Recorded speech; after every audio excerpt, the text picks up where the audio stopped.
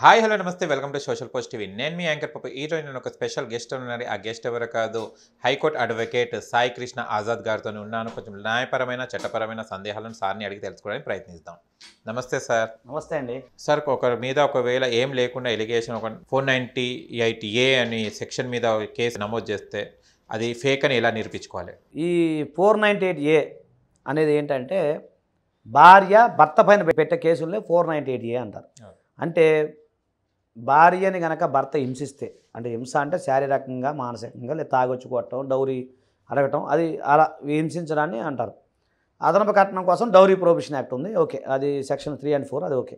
మామూలుగా అలాంటి హింస పెట్టడాన్ని ఈ 498A అనేది యాక్చువల్గా ఐపీసీ తయారు చేసేటప్పుడు లేదండి, అంతకుముందు లేదు, అప్పుడు ఇంత ఉండేది కాదు కదా, భార్య భర్తల మీద కీచులాటలు తక్కువ కదా. తర్వాత దీన్ని అమెండ్మెంట్ చేసి 498A సెక్షన్ అనేది పెట్టడం జరిగింది, ఓకేనా. సో దీని ప్రకారం అయితే ఈ మధ్యకాలంలో 498A అనేది మిస్యూజ్ అవుతుంది, ఈ విషయం మీద అన్ని రకాల కోర్టులు వ్యాఖ్యానించింది ఒకటి. సో ఈ 498 ఎప్పుడైతే మిస్యూజ్ అవుతుంది అనుకున్నప్పుడు ఎక్కువగా ఇది మహిళల చేతిలో ఒక అస్త్రం అయిపోయింది. నిజంగా మనం ఈరోజు చూస్తూ ఉంటే కోర్టుకి 100 కేసులు వస్తే మ్యాక్సిమం కేసులన్నీ కూడా ఫేకే ఉంటాయి, ఆ విషయం అందరికీ తెలుసు, బహిరంగ రహస్యం ఇదంతా.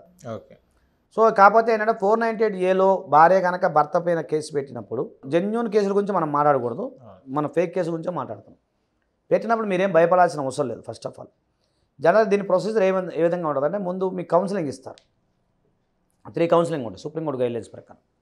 ఆ కౌన్సిలింగ్లో మీరు ఓకే అనుకుంటే భార్య భర్తలు కలిసిపోవచ్చు, లేదు అనుకుంటే కంపల్సరీ ఎఫ్ఐఆర్ నమోదు చేస్తారు.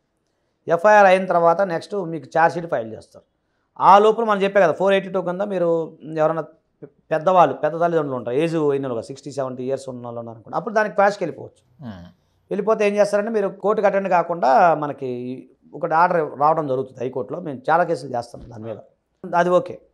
సో దానికి తర్వాత ఏంటంటే పరిస్థితి 498 దాంట్లో మీరు ఎదుర్కోవాల్సింది ఏంటంటే ఫస్ట్ మీ దగ్గర కొన్ని ఎవిడెన్స్ అనేది గ్యాదర్ చేసుకోవాలి ఫస్ట్. అంటే ఉదాహరణకి ఆమె ఏం పెడుతుంది, ప్రతి 498 కేసుల్లో ఒక ప్రింటెడ్ ఫార్మేట్ లాగా ఒక ఫార్మేట్ ఒకటే ఉంటుంది, అదేంటంటే నన్ను కొట్టాడు, తిట్టాడు, అదనపు కట్నం కోసం వేధించాడు, దానికి అత్తమామలు ఒత్తాసు పలికారు, అలాగే ఆడబిడ్డలు కూడా సపోర్ట్ చేస్తారు, ఇదే ఉంటుంది ప్రతి దాంట్లో. డిఫరెంట్ స్టోరీ అయినా కూడా ఇదే ఉంటుంది. సో నేనేమన్నాను, అలాంటి జరిగినప్పుడు మీరేం పెద్దగా భయపడాల్సిన అవసరం లేదు. నిజంగా మీ దగ్గర సర్కమస్టాన్సెస్ ఎవిడెన్స్ ఉండి సరిగ్గా మీరు అరెస్ట్ చేయలేదు అనుకున్నప్పుడు, అలాగే మీ ఉదాహరణకు మనం ఒక కేసు చేసేవాడిని, ఒక తల్లిదండ్రులు ఉన్నారు, తల్లిదండ్రులు వృద్ధులు, చాలా పెద్దవాళ్ళు, పాపం మంచం పెంచుకొని నడవలేరు. సో కోడలు ఏం చేసింది, వాళ్ళు కూడా అరెస్ట్ చేసిన కేసు పెట్టింది. వాళ్ళు ఎట్లా నడుస్తారు, మంచం మీద నడవలేరు, వాళ్ళు ఎట్లా ఏమైనా కొడతారండి. సో అలాంటి మెడికల్ ఎవిడెన్స్ కానీ, అలాగే వాళ్ళ అక్క ఉంది, ఆమె అమెరికాలో ఉంటుంది, అసలు ఆమె పెళ్ళికే వచ్చింది, మళ్ళీ తర్వాత రాని కూడా రాలి, ఆమె ఎట్లా అరెస్ట్ చేసింది. సో అలాంటి ఎవిడెన్స్ కనుక మీరు సమర్పిస్తే కోర్టు వారికి అప్పుడు క్వాష్ అయ్యే అవకాశం ఉంటుందండి, అలాంటి వాటిలో క్వాష్ అయ్యే అవకాశం. సో అలాంటివి కనుక మీ దగ్గర ఎవిడెన్స్ ఉంటే మీరు ప్రొడ్యూస్ చేసుకుని హైకోర్టులో వేసుకోవచ్చు. సో ఈ ఎక్కువ మ్యాక్సిమం 498 కేసులో మ్యాక్సిమం ఈ ఫేకే ఉంటున్నాయండి. తర్వాత దాని ట్రయల్లో కూడా మనం ఎదుర్కోవచ్చు. ఒకవేళ ఏదైనా హైకోర్టులో మనకి క్వాష్ అవ్వలేదు అయిన సందర్భంలో మనం దాన్ని ఎదుర్కొనే అవకాశం ఉంటుందండి. కాబట్టి 498 పెట్టినంత మాత్రం మీరేం భయపడాల్సిన అవసరం లేదు. దానికి చట్టాలు చాలా జడ్జిమెంట్స్ ఉన్నాయి. కాకపోతే ఏదైనా అనుభవజ్ఞ న్యాయవాది, కెపాసిటీ ఉన్న న్యాయవాదిని మీరు సంప్రదిస్తే మీకు అన్ని రకాల ఇబ్బందులు లేకుండా ఉండే అవకాశం ఉంటుంది. Thank you so much sir. Thank you అండి, నమస్కారం.